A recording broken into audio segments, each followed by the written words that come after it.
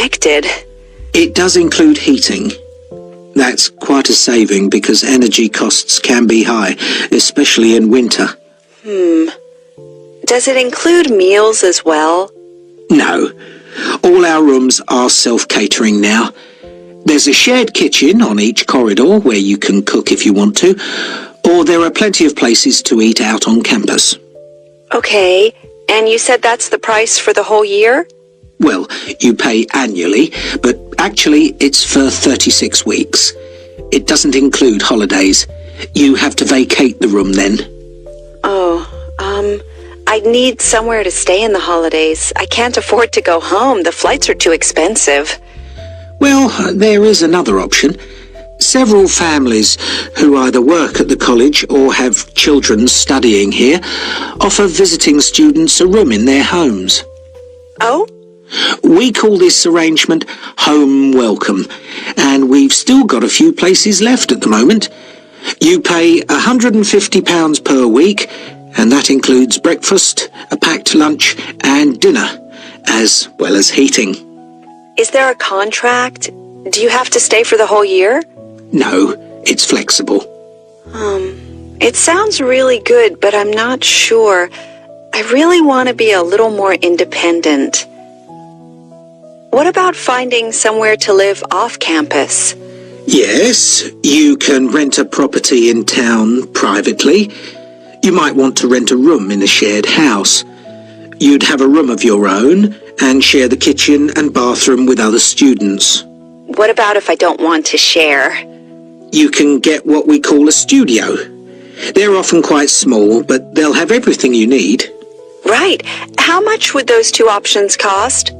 Well, prices vary depending on which part of town the property's in. Generally speaking, the cheapest is around £275 a month for each student. Oh, that's not too bad. Yes, but it can also be as high as £490, and then you'll have to pay all your other bills. What sort of amount would I be looking at for those? Well, last year, students were paying on average about £43 per month each for gas and electricity. This year, it'll probably be somewhere in the region of £48. That's a lot. Yes, they've gone up quite a bit, and on top of that, you have to pay for water, and that'll probably be around £9. That didn't occur to me. And I guess I'd have to pay for transportation, too. That's right. Most of these properties are quite a long way from the college. Oh, it just gets worse and worse. What's the minimum contract on this type of accommodation? 6 months. And you have to pay a deposit. But of course, you can stay there over the holidays. That's true. And you'd have to provide references. They want 2 from someone in this country. I see, but that's not a problem. If you do choose this option, we can't find the property for you. You'd have to go through the estate agent which manages the property for the owner. Right. Section 2. Welcome to the Global Museum, located at the heart of this truly multicultural city, which is home to more than 60 different nationalities. The museum has a number of exciting displays and exhibitions, and this audio guide is designed to help you make the most of your visit. Altogether, the museum has 18 different galleries, and this season sees the opening of 3 new exhibitions. We recommend that you begin your tour by visiting this season's highlights. The Heritage Clothes exhibition is located in Gallery 5 of the museum. People who live in the area have spent 2 years preparing this exhibition, which brings together some of the fascinating garments traditionally worn in their own communities. They research the history of their community's clothing traditions and the customs and rituals associated with them.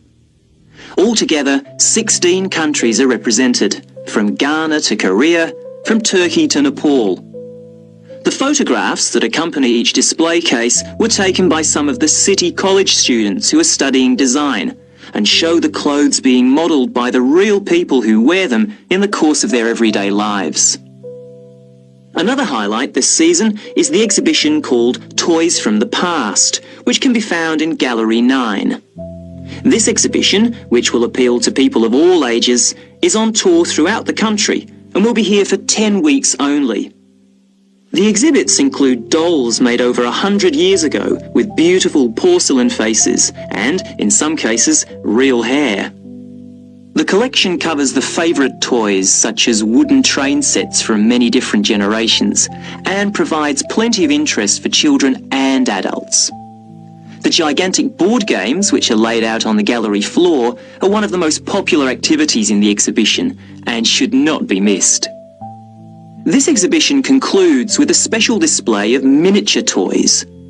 These small objects are on loan from countries all over the world and in some cases measure no more than a few centimetres. There's a tiny car made from matchsticks, a toy aeroplane complete with pilot and passengers made out of seashells, and some exquisite little buildings no higher than 4 centimetres. The final gallery highlight of the season is the Biscuit Gallery at number 15. Many years ago, this city was famous for its biscuits, although today the factory no longer exists. Did you know, for example, that before biscuits were packed in paper or cardboard boxes, biscuit tins were fashion items? The factory made tins, round, square, triangular, hexagonal, for a whole range of different occasions, to celebrate national events, festivals, famous faces and so on. One fascinating display deals with people's favourite biscuits. There are sweet biscuits and savoury ones, biscuits filled with jam and biscuits filled with currants, biscuits with pink, yellow and white sugar icing, or coloured sugar flowers. When the factory finally closed, it announced that people's favourite biscuit was not, as you might expect, a chocolate biscuit or one filled with jam and cream, but a plain, savoury one which was eaten with cheese. When you get to the end of the exhibition, there's an entertaining hands-on activity to fill your own biscuit tin. All the biscuits ever produced by the company are piled up on a table along with various tins. The biscuits are made out of thin pieces of wood, but the weight, colours and shapes replicate the original biscuits.